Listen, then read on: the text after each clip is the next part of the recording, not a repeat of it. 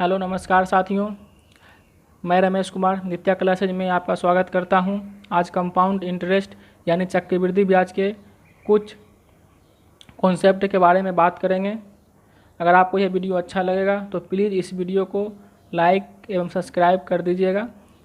आपसे एक रिक्वेस्ट है, इसके पहले का वीडियो अगर आप नहीं देखे हैं तो प्लीज़ पहले उन सभी वीडियो को देखें, जिससे कि आपको इस वीडियो को समझने में ज़्यादा आसानी हो। तो चलते फ्रेंड्स आज के पहला कॉन्सेप्ट पे। तो पहला कॉन्सेप्ट है कि आप जब बनाते थे, मैं अभी 2 वर्ष का कॉन्सेप्ट बता रहा हूँ कि आप जब 2 वर्ष का दर प्रतिशत ज्ञात करते थे तो आप क्या करते थे, लिखते थे CI माइनस SI बटा हाफ SI गुना 100%। ठीक है फ्रेंड्स, इस तरह से आप करते थे। लेकिन इस तरह से करते क्यों थे, तो इस चीज़ को समझने के लिए एक प्रश्न लेता हूँ, जिसमें कि CI दिया है 816 रुपया और SI दिया है 800 रुपया। टाइम तो आपको मालूम है कि 2 वर्ष है, टाइम दिया है 2 वर्ष। ठीक है फ्रेंड्स, हमें दर ज्ञात करने हैं। तो आप क्या करते थे, इस प्रश्न को सॉल्व करने के लिए डायरेक्ट क्या करते थे, CI माइनस SI करते थे, जो कि कितना है यहाँ पर है 16 रुपया है, बटा हाफ SI करते थे तो 800 बटा 2 करते थे तो कितना आता था 400 आता था, गुना 100% आप कर देते थे। तो जो 2 जीरो से 2 जीरो कैंसिल, 4 से 4 कट गया, जिसके कारण हमारा आंसर आ जाता था 4%। ठीक है फ्रेंड, लेकिन हम इस तरह से बना लेते थे तो वो ठीक है, बनाते थे, लेकिन ऐसा करते क्यों है, इस चीज़ को समझना है। तो इस चीज़ को समझने के लिए मान लीजिए कि पहला वर्ष है, दूसरा वर्ष है, तीसरा वर्ष है, चौथा वर्ष है। तो आपको मालूम है कि हर वर्ष का SI जो रहता है वो समान रहता है। तो देखिए फ्रेंड्स, यहाँ प्रश्न में 2 वर्ष का SI कितना दिया है 800 रुपया, तो 1 वर्ष का SI क्या हो जाएगा 400 रुपया। तो हर वर्ष का SI क्या रहेगा, वो 400 ही होगा। तो दूसरा वर्ष का भी SI हो जाएगा 400, तीसरा वर्ष का भी हो जाएगा 400, चौथा वर्ष का भी हो जाएगा 400। लेकिन हमें सिर्फ 2 वर्ष का ही मालूम करना है। इससे आपको सिर्फ समझाने के लिए मैं ऐसा लिखा हूँ, इसको मिटा देता हूँ। ये तो फ्रेंड्स क्या है कि हमारा ऐसा ये कितना 2 वर्ष का 800 रुपया, लेकिन चक्रवृद्धि ब्याज क्या हो जाएगा, तो चक्रवृद्धि ब्याज का मतलब ही होता है कि ब्याज पर ब्याज। पहला वर्ष ब्याज था 400 रुपया और दूसरा वर्ष 400 रुपया तो ब्याज लिया ही, प्लस में इस पहला वर्ष का ब्याज पर भी ब्याज लेगा। तो वो कितना लिया, तो 16 रुपया ब्याज लिया। यहाँ से आपको मालूम पड़ रहा है कितना लिया है, 16 रुपया ब्याज लिया है ये। तो 400 रुपया पर देखिए 16 रुपया का ब्याज लिया है। तो जिस रेट से यहाँ 400 रुपया पर 16 रुपया का ब्याज लिया है, तो उसी रेट से क्या होगा, हमारा CI का भी ब्याज होगा, SI का भी ब्याज होगा, क्योंकि रेट जो है वो चेंज नहीं होता है, वो हर जगह समान ही रहेगा। चाहे वो कितना भी वर्ष का रहे, वो हमारा रेट वही रहेगा। तो देखिए यहाँ से निकल जाएगा कि 400 रुपया पर ब्याज लिया कितना 16 रुपया का, तो प्रतिशत में ज्ञात करना है तो 100 से गुना कर देंगे। तो देखिए 16 रुपया का ब्याज लिया कितना पर 400 में। ठीक है फ्रेंड्स, तो 100 में कितना का ब्याज लेगा, तो 0 से 0 कैंसिल हो गया, 4 से 4 कट गया, 16 कट गया 4 बार में, तो जिसके कारण हमारा जो रेट आ गया वो क्या आ गया 4%। तो उम्मीद है फ्रेंड्स यह जो हमारा फार्मूला है यह आपका क्लियर हुआ होगा। तो अब आप बने रहिए, इससे भी अच्छा कॉन्सेप्ट मैं आपको और बताने वाला हूं अभी। तो हमारा अगला कॉन्सेप्ट समझने के लिए फ्रेंड्स एक प्रश्न लेता हूं, जिसमें मैं हर चीज़ बताऊंगा। CI माइनस SI ज्ञात करने के लिए SI और CI और मूलधन चारों चीज़ ज्ञात करने के लिए बताऊंगा। तो वह प्रश्न है, एक निश्चित राशि के चक्रवृद्धि ब्याज तथा साधारण ब्याज का प्रति वर्ष 10% की दर से 2 वर्ष के ब्याजों में 42 रुपया का अंतर है, तो धनराशि कितनी है। ठीक है फ्रेंड्स, यहाँ जो रेट दिया है, यहाँ रेट दिया है 10%, समय दिया है 2 वर्ष और CI माइनस SI कितना दिया है 42 रुपया। हमें क्या ज्ञात करना है? तो पहला तो हमें SI ज्ञात करना है, दूसरा CI ज्ञात करना है। ठीक है फ्रेंड्स, ये चीज़ ज्ञात करना है और मूलधन भी ज्ञात करना है। तो ठीक है फ्रेंड्स, पहले तो जैसे आप लोग इसको बनाते हैं उस तरह से बना लेते हैं। आप लोग क्या करते हैं कि दर दिया रहता है और इसका जब अंतर दिया रहता है तो क्या करते हैं, तो मूलधन को P मान लेते हैं और क्या करते हैं, इसको R² बटा 100, इसको क्या करते हैं R² बटा 100% लिख करके बराबर कर देते हैं कितना 42। इस तरह से आप बना लेते हैं। तो पहले मैं इस तरह से ही बना लेता हूँ। तो क्या हो जाएगा, मूलधन गुना R² बटा 100, R का मान 10, तो 10 का मान 10 का स्क्वायर 100 बटा 100, प्रतिशत को इधर ही लिख देता हूँ, 100 नीचे आ जाएगा, बराबर कितना है 42 है। 2 0 2 0 कैंसिल हो गया, तो हमारा मूलधन क्या आ गया 42 गुना 100। ठीक है फ्रेंड्स, 4200 हमारा मूलधन आ गया 4200। तो ठीक है फ्रेंड्स, इस तरह से आप तो बनाते थे। अभी SI ज्ञात करना है तो क्या करते थे, तो 4200 का 10 गुना 2 20% निकालते थे।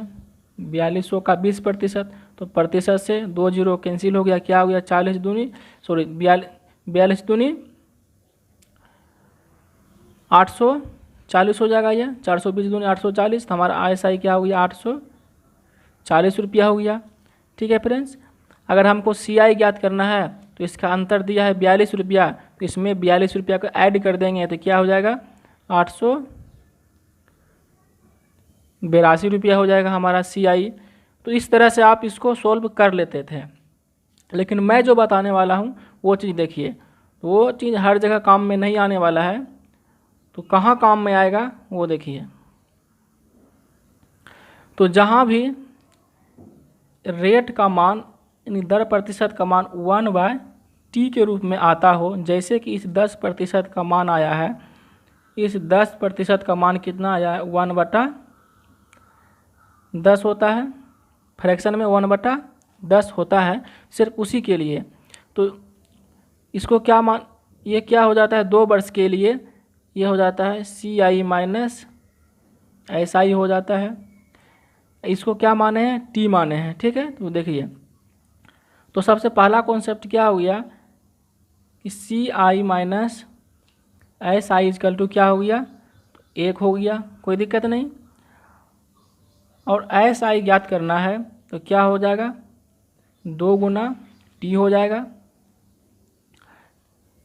मूलधन ज्ञात करना है तो क्या करते थे, इसका स्क्वायर करते थे, तो हम भी यहाँ पे T का स्क्वायर कर देते हैं, जिसके कारण हमारा मूलधन ज्ञात हो जाएगा। तो ठीक है फ्रेंड्स, तो अभी आप तो इस तरह से बना लिए हैं, अभी क्या करना है इस तरह से तीनों को सॉल्व करना है। ठीक है फ्रेंड्स, तो यहाँ CI माइनस SI का मान दिया है 42 और यहाँ पर CI माइनस SI का मान कितना है 1 है, तो इसका तुलना इसके साथ करेंगे और जो चीज़ निकालना है उसको गुना कर देंगे। तो ये तो 1 आ गया, इसका कोई दिक्कत नहीं। और SI का मान क्या आ जाएगा 2 गुना T, तो 10 गुना 2 क्या हो जाएगा 20 हो जाएगा, ये अनुपात में आ रहा है। ठीक, और P का मान क्या हो जाएगा T² यानी 10 का स्क्वायर, तो क्या हो जाएगा 100 हो जाएगा। ठीक है फ्रेंड, तो CI माइनस SI का तुलना उसके साथ करेंगे, तो 42 का तुलना करेंगे किसके साथ, यानी CI माइनस SI का तुलना CI माइनस SI के साथ, यानी 42 का तुलना 1 से करेंगे। हमें क्या ज्ञात करना है, मान लीजिए कि हमको SI ज्ञात करना है, तो कितना से गुना कर देंगे 20 से गुना कर देंगे, तो हमारा क्या आ जाएगा 840 आ जाएगा।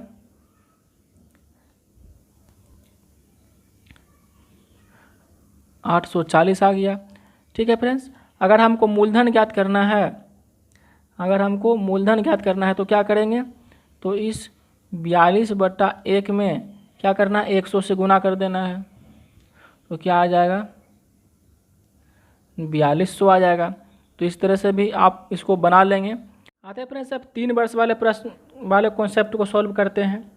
तो उसको सॉल्व कॉन्सेप्ट करने के लिए यह प्रश्न है जिसका मूलधन 10,000 दिया है, रेट 10% है, समय 3 वर्ष है, CI माइनस SI ज्ञात करना है। ठीक है फ्रेंड्स, तो ये आप ज्ञात कर लीजिएगा। वो कैसे कर लीजिएगा, तो देखिए इसको ज्ञात करने के लिए मैं इसको डिटेल में बताता हूँ।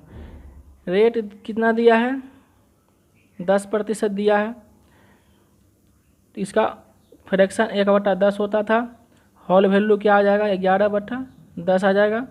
3 वर्ष के लिए दिया है तो आप इसका पावर 3 कर दीजिएगा, तो क्या आ जाएगा इसका 1331/1000 आ जाएगा, जिसमें कि हमारा CI कितना आ गया, 331 आ गया। मूलधन का मान कितना है, 1000 है। और हमारा अगर हम SI ज्ञात करेंगे तो SI क्या हो जाएगा, 10 × 3 30%। मूलधन जो भी आएगा उसका 30% आएगा। तो पहले तो इस तरह से बना लेते हैं। तो जो चीज़ दिया उसका तुलना उसके साथ करेंगे। पहले हम चक्रवृद्धि ब्याज ज्ञात करेंगे नहीं CI, और प्रश्न में यहाँ जो मूलधन का तुलना मूलधन से करेंगे। मूलधन कितना 1000, यहाँ दिया है 10,000। ठीक है फ्रेंड्स, ये चीज़ तो मैंने पहले ही बता चुका हूँ। ये सब तो कितना हो जाएगा, इसका तुलना इसके साथ कर दिए। निकालना है CI कितना है, 3000, तो इसके साथ गुना कर दिए। क्या है, 331 है, तो 331 से गुना कर दीजिए। 3 0 कैंसिल हो गया। हमारा CI कितना आ गया, 3310। ठीक है फ्रेंड्स, तो CI का मान कितना आ गया, यहाँ 0 लगा देता हूँ, इतना आया। ठीक है, यानी कि जो भी निकालना है उसमें 10 से गुना कर देंगे। जो भी निकालना था, यानी ये 10 आया ना, 0 कट गया, यहाँ 10 आया, तो जो भी निकालना है उसमें 10 से गुना करेंगे। अगर CI निकालना है तो इसमें 10 से गुना कर दीजिए। मूलधन निकालना है तो इसमें 10 से गुना कर दीजिए। ठीक है फ्रेंड्स, ऐसा याद करना है। तो कितना 30% हुआ, तो 10,000 का 30% ज्ञात कीजिए। प्रतिशत से 2 0 कैंसिल हो गया, तो बचा कितना, ये गलती से हो गया है, लेकिन 3 0 है तो क्या हो जाएगा 3000। हमारा SI क्या हो गया, 3000 हो गया। ठीक है फ्रेंड्स, तो आप इस तरह से बना लीजिएगा।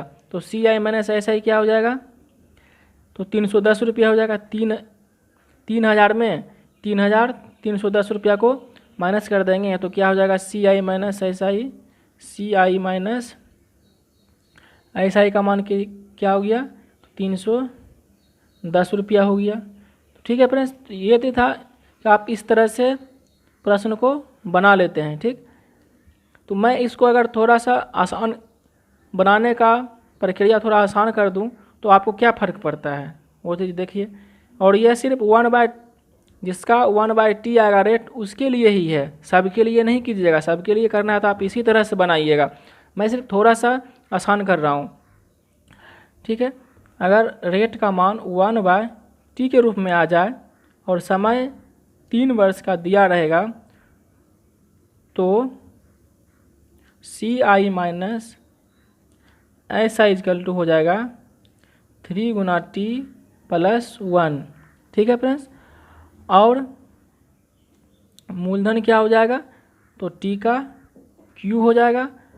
अब बात करें SI का, तो SI क्या हो जाएगा, 3 × T का स्क्वायर।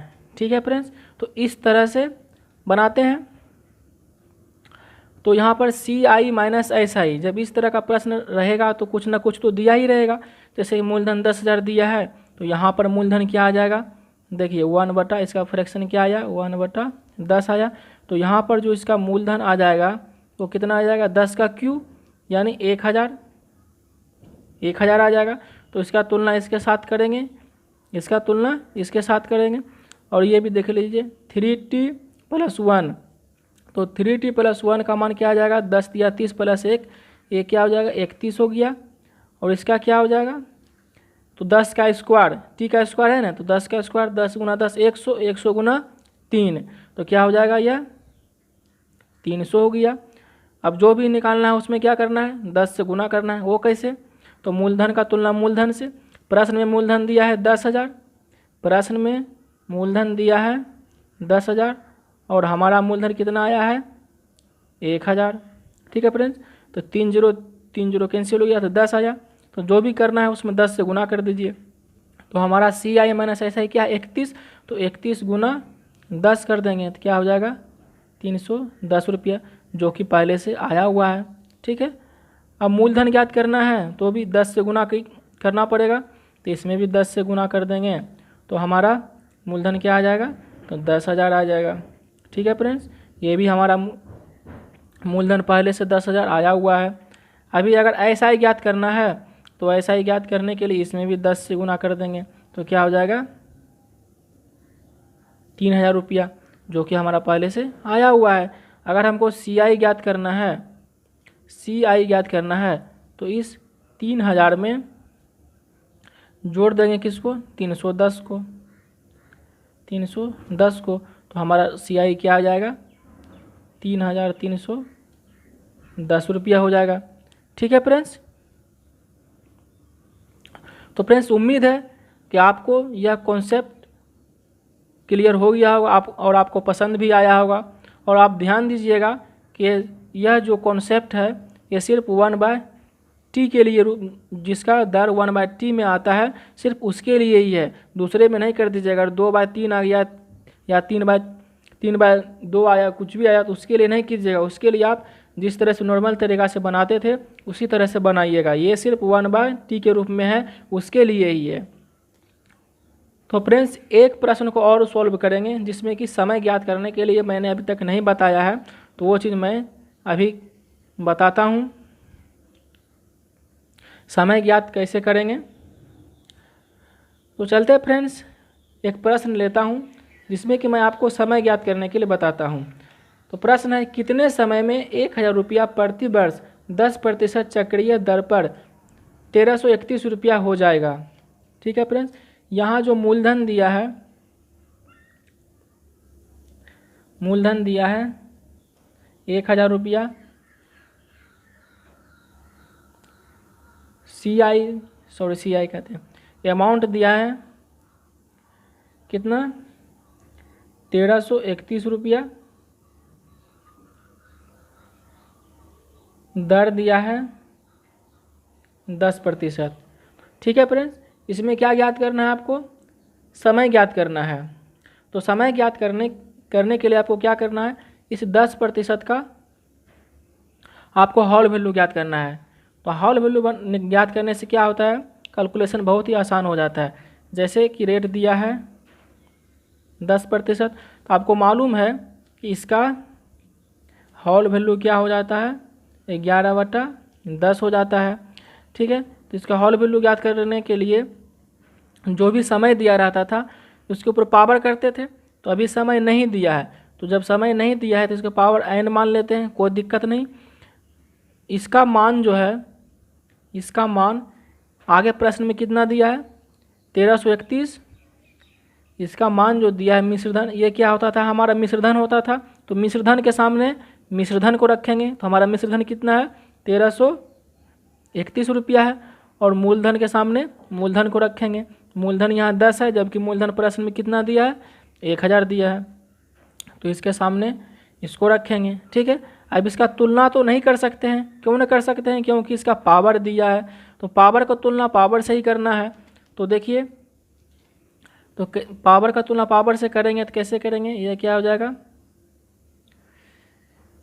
11/10 पर पावर n है। ठीक, ये क्या है 1,331, तो 1,331 है, तो इस 11 का क्यू हो जाता है 1,331 और 10 का क्यू क्या हो जाता है 1,000, यानी 10 × 10 × 10 कीजिएगा तो क्या हो जाएगा वो 1,000 हो जाएगा। ठीक, यानी 10 का क्यू होता है, यानी 11/10 का क्यू कितना हो जाएगा 1,331/1000 हो जाएगा।